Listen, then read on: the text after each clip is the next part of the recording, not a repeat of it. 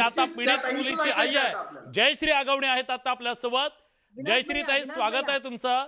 सांगा महाराष्ट्राला काय तुमच्यावरती घडलं. तुम्ही मकोकातले आरोपी आहेत असं आम्हाला कळतंय. काय गुन्हा केलाय तुम्ही, तुमच्या कुटुंबाला काय सहन करावं लागलं, सांगा. ते तुम्हाला न्याय देणार आहेत. गेली 3 वर्ष झालं आम्ही ह्या त्रासातून जात आहे. माझ्या मिस्टरांचे आणि रणजित सिंह नाईक निंबाळकरांचे आर्थिक व्यवहार होते. 2007 पासून दोघांची मैत्री होती आणि ते आर्थिक व्यवहारातून हे वाद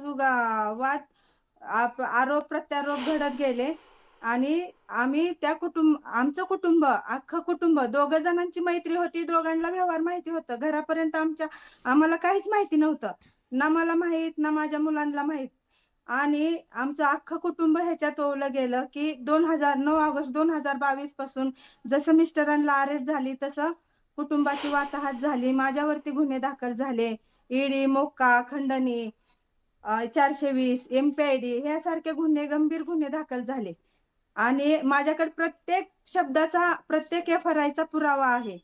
आणि ह्याच्यात रणजित सिंह नाईक निंबाळकरांनी, त्यांच्या कार्यकर्त्यांनी, पण ताई मला त्यांचे सांगा तुमच्यावर मोका आहे. मला परत एकदा हा, सांगा, मको काय? हो हो, मोक्का आहे.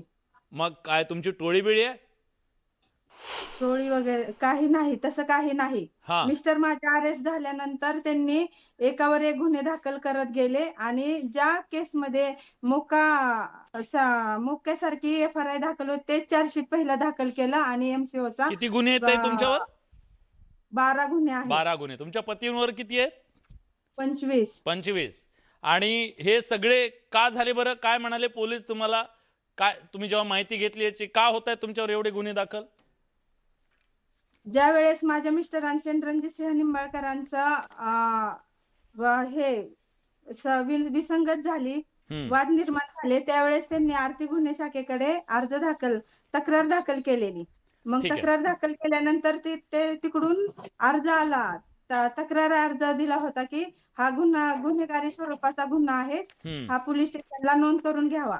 पण पोलीस स्टेशननी दखल घेतली नाही आणि नंतर आम्ही 156(3) खाली कोर्टाकडून ऑर्डर करून घेतली की हा गुन्हा पण नोंदवा. तुमच्या आणि मुलीने आत्महत्या करण्याचा जो प्रयत्न केला, विषप्राशन केलं, त्याच्या मागचं कारण काय होतं मला सांगा. म्हणजे पुन्हा बाकी त्या मुद्द्यावर मला चर्चा करायची. मिस्टरांना अरेस्ट झाल्यानंतर माझ्या घरी आम्हाला पण बाहेर पडावं लागलं. माझ्यावर पण गुन्हे दाखल झाले. हा, मग माझ्या 2 मुली घरी आणि सासू सासरे, जे की सासरे बेड रेस्ट होते, त्यांना पूर्ण ते खूप आजारी होते आणि त्याच्यानंतर त्या मुलींना आधारच कोणाचा राहिला नाही. जो कोणी दिगंबर आगवणेंना मदत करेल, जो कोण घरातील असो बाहेरचा असो, प्रत्येकावरती दबाव, कोणी आगवण्यांच्या बरोबर बोलायचं नाही, कोणी मदतीला जायचं नाही. आणि ह्याचं रेकॉर्डिंग आहे माझ्याकडे. ठीक आहे ताई. फक्त एक प्रश्न शेवटचा, हो किंवा नाही मध्ये मला उत्तर द्या.